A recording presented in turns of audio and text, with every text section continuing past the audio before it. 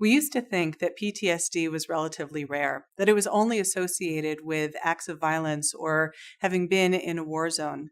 However, now we're recognizing that PTSD is much more common than previously believed. In fact, one of the largest research studies looking at the pervasiveness of trauma shows that 1 in 5 individuals will have experienced sexual abuse and 1 in 4 will experience physical abuse by the time they reach adulthood. These statistics are extraordinary. They point to the necessity to understand the impact of trauma and that it is possible to heal. Having resources and knowing where you can go to recover from PTSD is extremely important. PTSD does not mean that you have failed. PTSD is a sign that you need support. This course will provide you with the tools that you need to navigate through the symptoms and experiences of PTSD and to find your way to the support systems necessary for recovery.